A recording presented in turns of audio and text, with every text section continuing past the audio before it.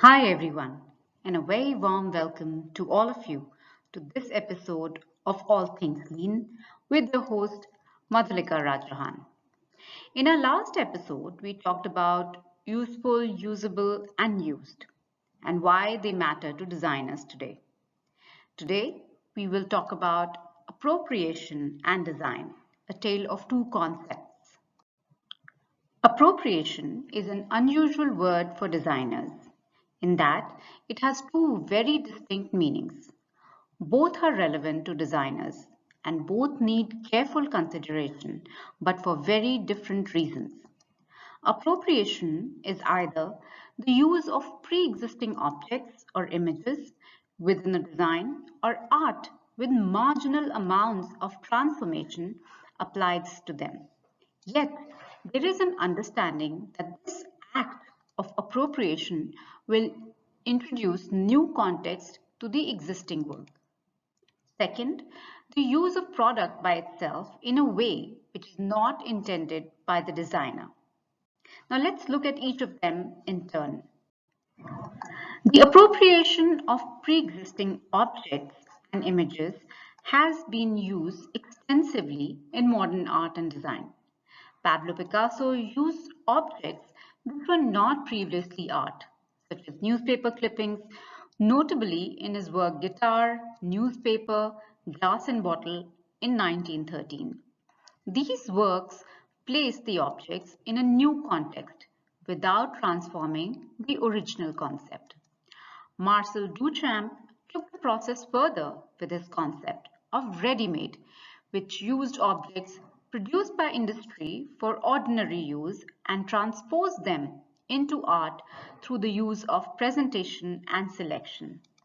This wasn't without controversy, and one of his most famous works, a urinal placed on a pedestal, was rejected by an exhibition panel because it was considered plagiarism. Andy Warhol took the Campbell soup image to create some of his most famous works.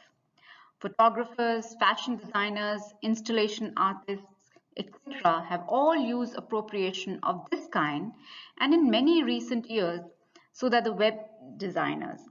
However, this form of appropriation is not without its risks. Let's look at those risks in the next slide. First is the risk of copyright.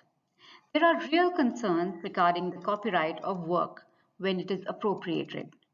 Andy Warhol, for example, who was one of the most famous artistic appropriators, found himself on the receiving end of much litigation with respect to his appropriations. He lost a case when photographers objected to silk-screen reproduction of their work produced by Warhol, but won a case against Campbell's Soup despite having clearly reproduced their image. There is a ton of previous case law in appropriation cases with respect to copyright, which would not be appropriate to delve into here. It is perhaps best to take legal advice prior to appropriating another person's art or design into your own designs. This is because legal jurisdiction and the treatment of copyright are not consistent from place to place, and there are no hard and fast guidelines for appropriation when it may be deemed copyright infringement. The second of them is cultural appropriation. More recently, there have been concerns raised about cultural appropriation in which designs incorporate items from other cultures. While this may seem innocuous on the surface, it often gives rise to allegations of racism if the handling of such material is not seen to be sensitive. When Charles Colton said, imitation is the sincerest form of flattery, he didn't mean go ahead and appropriate someone else's culture in the wrong way. The star Beyonce has been accused of cultural appropriation by appearing in a Bollywood costume in a music video. Some allege that she has been careless in her treatment of Indian cultural heritage. J.K. Rowling, the Harry Potter author, has recently been drawn into allegations of cultural appropriation by her handling of North American indigenous culture in her History of Magic. Also, this year, the fashion brand H&M has found itself criticized for cultural appropriation of Jewish prayer scarves in a scarf sold by the company. The key to avoiding cultural appropriation seems to be straightforward. Ask members of the community you are appropriating from that they find it offensive or not. However, it is probably worth noting that in today's ever-connected world, there's always someone looking to take offense, no matter what your intentions. Cultural appropriation should be best handled sensitively at all times, not like the image shown below. While the first form of appropriation can be avoided by designers, the second cannot. It is very common for products to be taken by users and then used in a way they were not intended by the designers.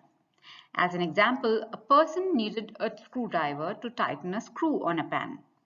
Unfortunately, he doesn't own any screwdrivers. First, the problem occurred late at night when the shops were sold, screwdrivers were not open. He visited a local mart to see if he could find an alternative solution. He bought a pair of toenail clippers, which had a steel nail file that could be rotated out of the clippers. The nail file was a thin, straight piece of steel which was perfect to fit in the screw head and for rotating it. This is a good news for the designer of the nail clippers. The author's appropriation of this design meant that he sold a pair of new clippers which he would not otherwise have sold.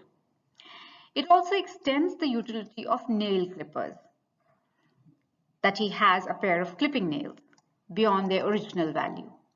User appropriations of design is generally desirable, unless the new use is one of villainous intent, for example, using a baseball bat to harm a person rather than hit a baseball with.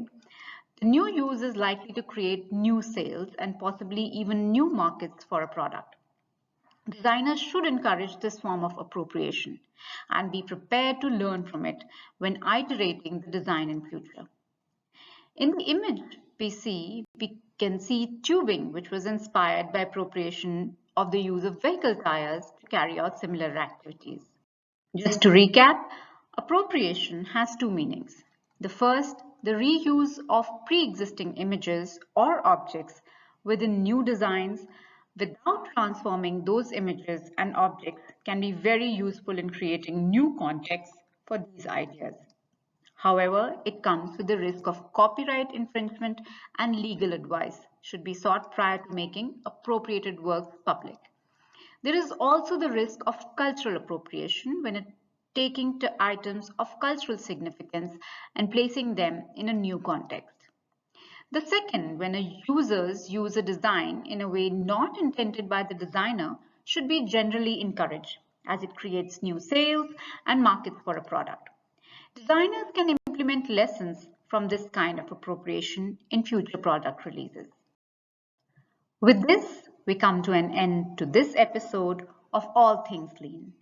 Don't forget to like and subscribe and comment in the comment section on what you'd like to hear more. Until next time, this is your host, Madhulika Rajahan, signing off. Have a wonderful day ahead.